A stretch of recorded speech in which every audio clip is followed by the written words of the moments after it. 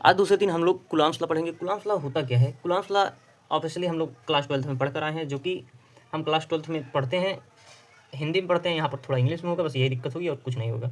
अगर हम देखें Coulomb's law state that the electrostatic force of interaction मतलब आकर्षण, अगर हम जाने interaction between two standard point, interaction between two standard point charge is directly proportional to the product of charge and inversely proportional to the distance between them. The force act along the line join the two charge.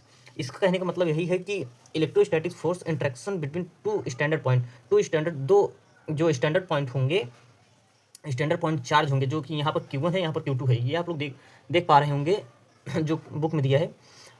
उस इन दोनों चार्जों के direct proportional the product of charge, जैसे दोनों आवेशों के गुणनफल के अनुक्रमानुपाती। हिंदी में अगर आप पढ़ेंगे तो दोनों आवेशों के गुणनफल के अनुक्रमानुपाती तथा उनके बीच की दूरी के वर्ग के व्युत्क्रमानुपाती होता है। ये लोग हम लोग हिंदी में पढ़े हैं। और यहाँ पर जो लिखा गया है देखेंगे आप, and inversely proportional to the square of, यहाँ पर देखिए, यहाँ पर नहीं लिखा है, देख लीजिए आप लोग, यहाँ पर सिर्फ डिस्टेंस लिखा है, यहाँ पर स्क्वायर डिस्टेंस होना चाहिए, square distance between them. The force act along the line join the two charges, दो चार्जों के बीच में जो लाई करता है, जो वही फोर्स इलेक्ट्रोस्टैटिक फोर्स कहलाता है। अगर हम इसमें देखें, कंसीडर करेंगे दो Q1 Q2, यही हम लोग कंसीडर करें। Consider 2 point charge Q1 and Q2 separate by distance R।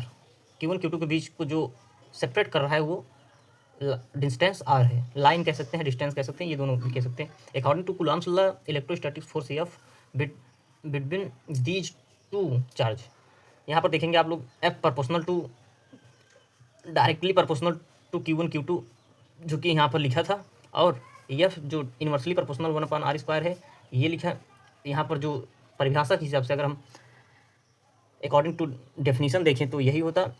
और कूलॉम्स लॉ को जब हम एक दूसरे को जोड़ लेते हैं, मतलब सेपरेट कर लेते हैं, कंबाइन कर लेते हैं, अगर हम देखें तो F directly proportional to Q1 Q2/r² होता है। अगर हम इनवर्सली प्रोपोर्शनल को हटाते हैं तो वहाँ पर हम के एक कांस्टेंट मानते हैं, जो कि वेयर के is the constant of proportionality called electrostatic force constant और कूलॉम्स कांस्टेंट।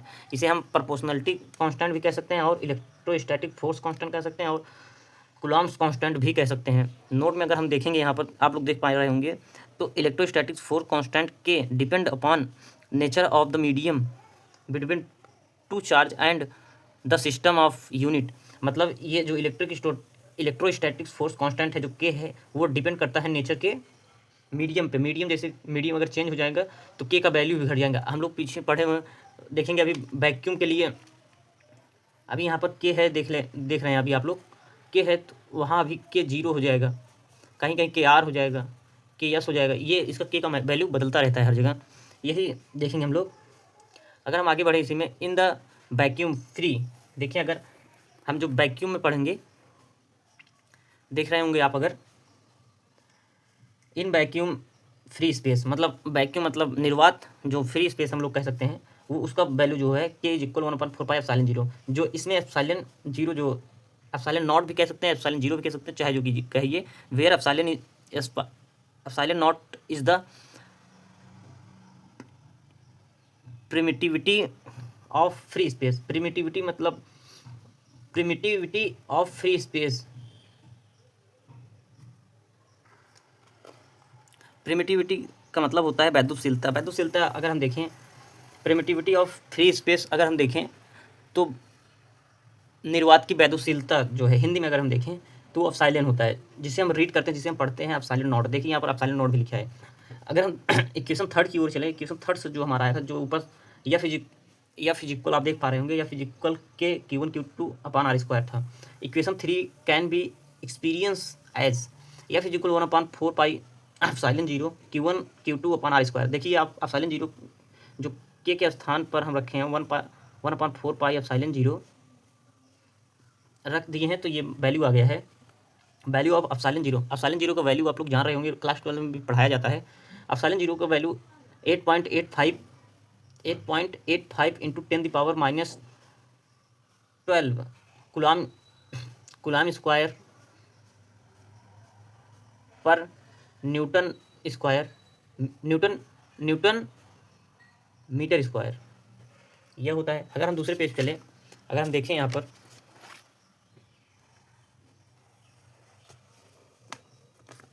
अब देखिएगा के की वैल्यू कैसे निकाली जाती है, अलग अलग मीडियम में देखेंगे हम।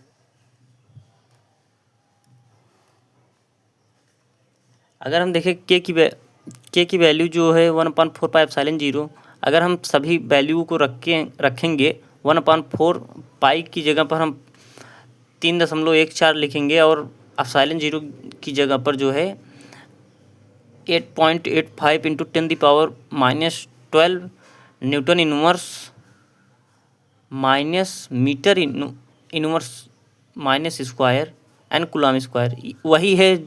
इसमें थोड़ा आगे पीछे करके लिख दिए गए हैं बस, और कुछ नहीं किया गया है। अगर हम यहाँ पर देखें ये सब जोड़ने के बाद जो है हमारा 9 इंटू 10⁻⁻9 आएगा, जो कि न्यूटन मीटर स्क्वायर हो जाएगा और कूलाम स्क्वायर हो जाएगा, पर कूलाम स्क्वायर हो जाएगा। ये जो है देखेंगे आप, जब न्यूटन ऊपर जाएगा, ये आप देख रहे हैं यहाँ पर इन्वर्स से ऊपर जाकर इन्वर्स हट जाता है, और यहाँ पर मीटर माइनस है तो ऊपर जाकर प्लस हो जाएगा, यहाँ पर प्लस है तो ऊपर जाकर माइनस हो जाएगा। ये आप लोग देखिएगा। अगर हम और भी देखें,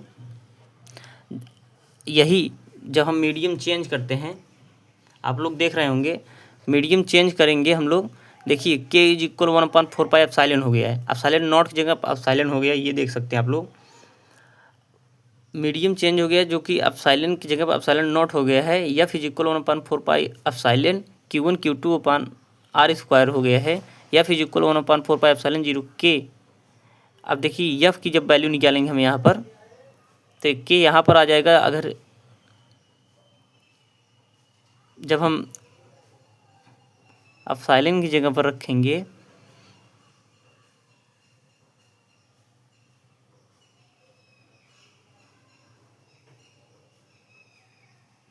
यहाँ पर देख सकते हैं आप लोग, यहाँ पर जो कोने पर दिया गया है के इज, आप देख नहीं पा रहे होंगे, के इज इक्वल एप्सिलॉन नॉट जो होता है, अगर हम एप्सिलॉन के इज इक्वल एप्सिलॉन नॉट लिखते हैं, इज इक्वल एप्सिलॉन लिखते हैं, तो वही होता है। देखिए यहाँ पर एप्सिलॉन लिखा है, तो अगर हम एप्सिलॉन की जगह पर के इंटू एप्सिलॉन नॉट रख देते हैं तो भी हमारा वही होता है, जो Q1 Q2 अपान R स्क्वायर। के इज़ द डाइलेक्ट्रिक कांस्टेंट, के जो है डाइलेक्ट्रिक कांस्टेंट हो जाता है।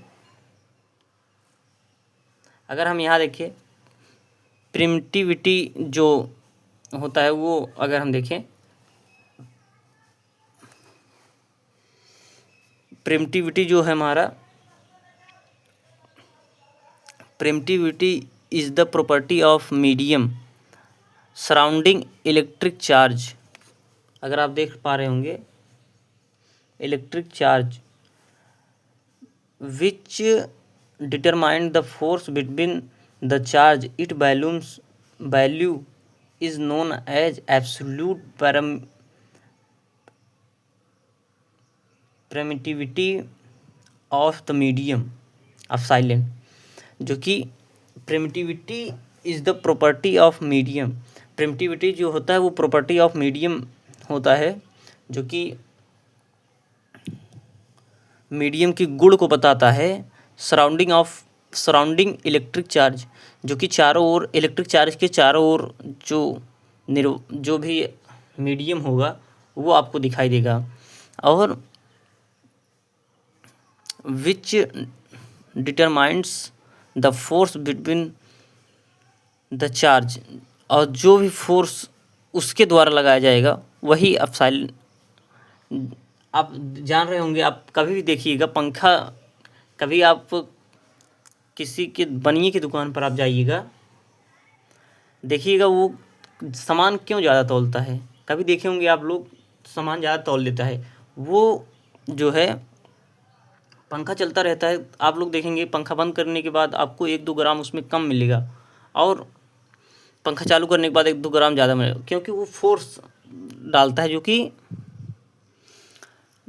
फोर्स डालता है। और सभी लोग जानते ही हैं मीडियम फोर्स डालते हैं। आप कभी भी गए होंगे सोनार की दुकान पर, वो सोने की दुकान में जो पंखे से हट कर क्यों सोने को तौलता है, इसीलिए तौलता है क्योंकि अगर वो तौलेगा तो 1 मिलीग्राम भी अगर थोड़ा ज़्यादा हो गया उसका कितना फ़ायदा होगा, ये आप लोग जानिएगा।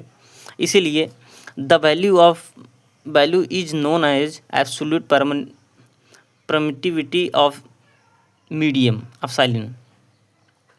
Relative perman relative primitivity of dielectric constant. Primitivity और डाइलेक्ट्रिक कांस्टेंट जो है उसका रिलेशन अगर हम रिलेट करें तो कोरिलेट करें तो क्या होता है, the ratio of epsilon upon epsilon not of the primitivity epsilon of the medium to the primitivity epsilon 0 of the free space is called relation या फिर relative primitivity. Epsilon R dielectric constant के, या फिर हम epsilon R कह सकते हैं या फिर डाइलेक्ट्रिक कांस्टेंट के भी कह सकते हैं of medium. It's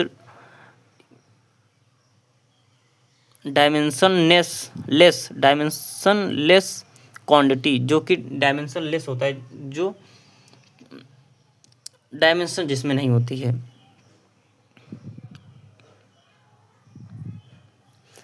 epsilon R is equal epsilon upon epsilon 0। अब हम पढ़ेंगे कूलॉम्स लॉ के लिमिटेशन जो है, लिमिटेशन के बाद हम लोग फिर आगे कल पढ़ेंगे limitation of Coulomb's law. Coulomb's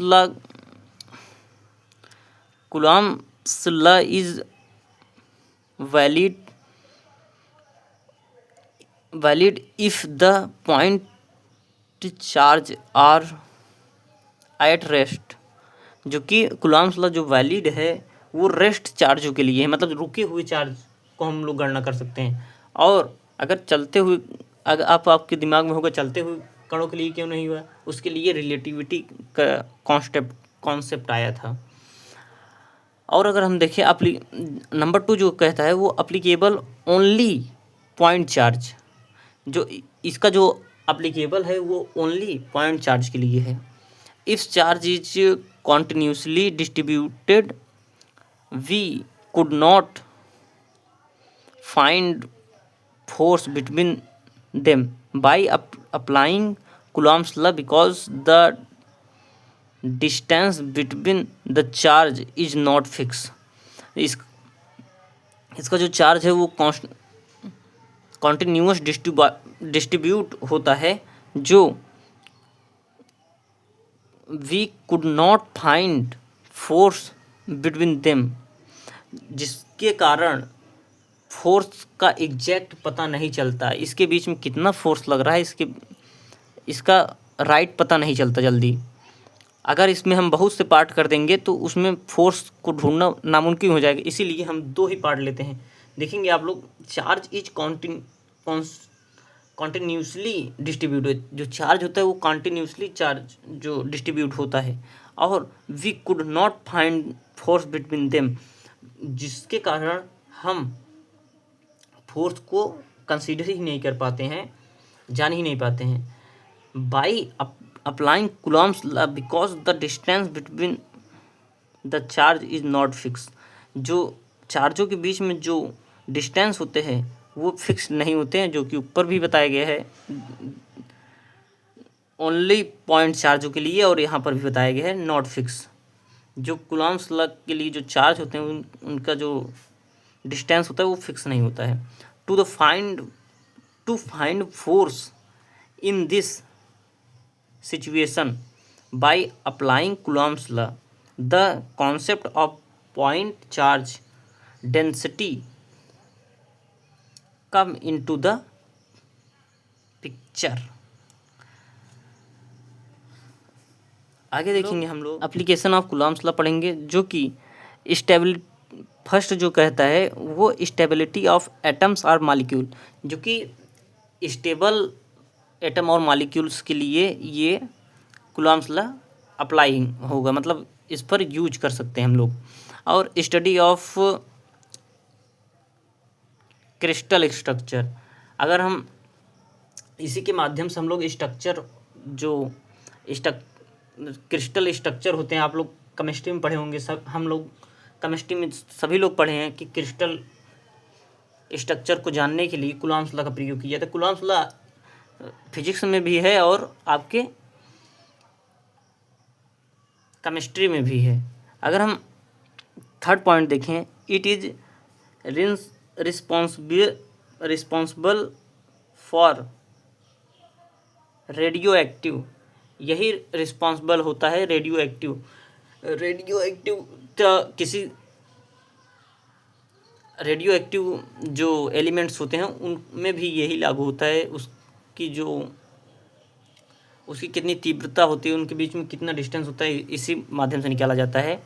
और vector form of Coulomb's law, vector form of Coulomb's law हम नेक्स्ट डे पढ़ेंगे, जो कि हम अगली वीडियो में पढ़ेंगे। इसके बाद फिर हमारा जो आएगा 1-2 दिन में चैप्टर ख़त्म कर देंगे हम। ज़्यादा बड़ी वीडियो नहीं है, आप देख भी सकते हैं और आप फेयर भी बना सकते हैं, नहीं तो नहीं बनाइएगा। मैं कहता हूँ कुछ मत बनाइए, बस सिर्फ पढ़िए बस ध्यान से। अगर कोई इसमें डाउट हो आप ज़रूर कमेंट कीजिएगा।